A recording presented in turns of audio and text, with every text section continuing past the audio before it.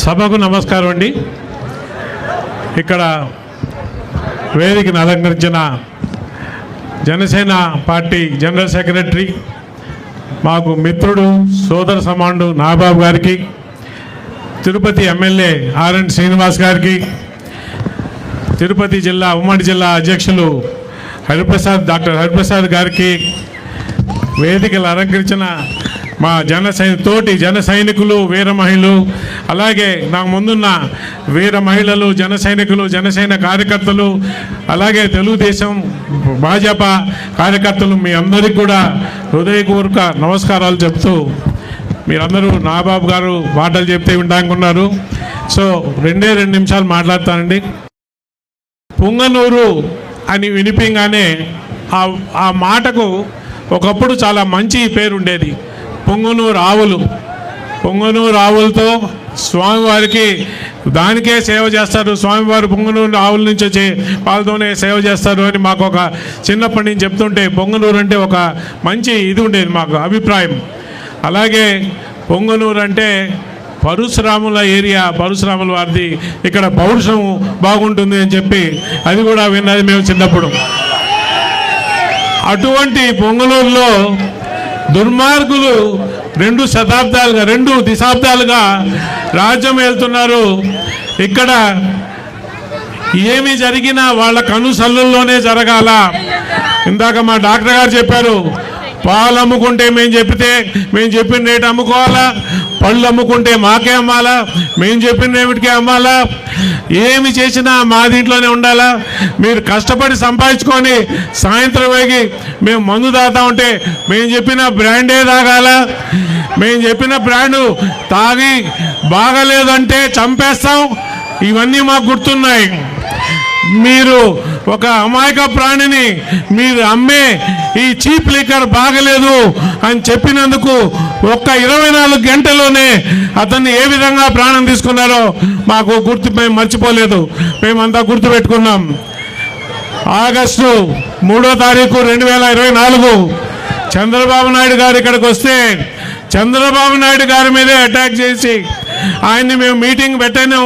ఈ పొంగనూరు మా ఇష్ట ప్రకారం జరగాల్సిందే అని చెప్పి వాళ్ళకున్న డబ్బు, అధికార మదంతో ప్రవర్తించి ఇవాళ పొంగనూరుని మా చెప్పుతలతో పెట్టుకుంటాం అని చెప్పి ఇంకా ఆలోచన విధానం ఏదైతే ఉందో ఆ ఆలోచన విధాన్ని వ్యతిరేకించడానికి ఇవాళ ఇక్కడికి వచ్చాం. ఇవాళ పొంగనూరులో మీ ఆటలిక సాగవు.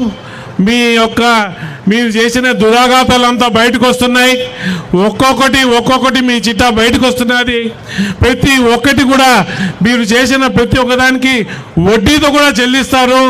ఇక్కడ ప్రజలు ఇంకా మీ యొక్క తాగడాన్ని సహించరు.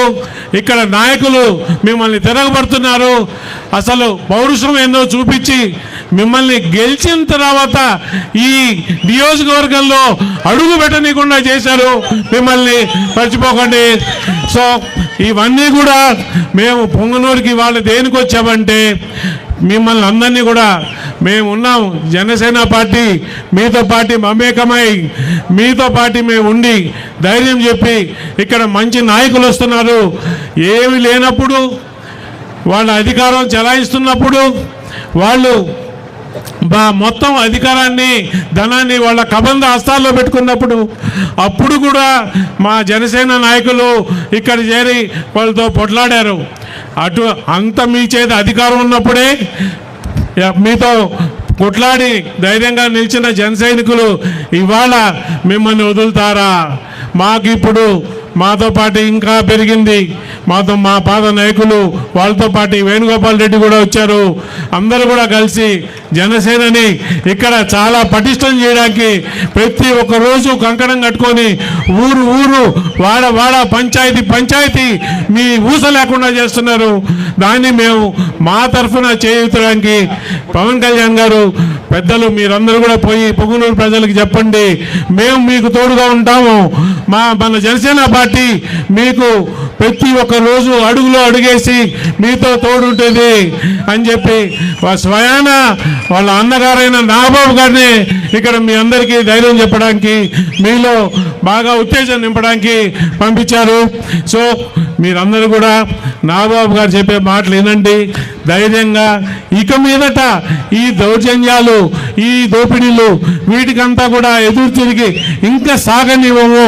ఈ విధంగా ఈ కూటమి ప్రభుత్వంలో చంద్రబాబు నాయుడు గారి నాయకత్వంలో పవన్ కళ్యాణ్ గారి నాయకత్వంలో డిప్యూటీ సీఎంగా మన పవన్ కళ్యాణ్ గారి నాయకత్వంలో ఇవి ఇంకా జరగడానికి వీల్లేదు అని చెప్పి మీరందరూ కూడా కంకణం కట్టుకొని రేపటి నుంచి కూడా ఇవాళ నుంచి కూడా పొంగనూరులో ఒక నూతన రాజకీయ ఒరవడికి మనము తెరతీస్తామని చెప్పి రేపటి నుంచి మీరందరూ కూడా ఈ ఏదైతే దౌర్జన్య రాజకీయం చేశారో వాళ్ళని ఊరా వాడ వాళ్ళని తిప్పి కొడతా మీరు కొత్త స్ఫూర్తితో నింపుతూ మీరందరూ కూడా ముందరకు నడవాలని చెప్పి పొంగనూరుని అన్ని విధాలా అభివృద్ధి చేయడానికి అన్ని మా జనసేన పార్టీ నాయకులు వాళ్ళు ప్రణాళికలతో ముందరకు వస్తున్నారు. కూటమి ప్రభుత్వంలో అన్నీ మంచి జరిగేటట్టు చేస్తామని చెప్పి మీరు ఎవరి మాటలైతే వినడానికి మీరంతా కాచుకున్నారో ఆ నాగబాబు గారి కోసం కాచుకున్నారు కాబట్టి నాగబాబు గారిని మాట్లాడమని కోరుకుంటూ థ్యాంక్ యూ వెరీ మచ్ అండి.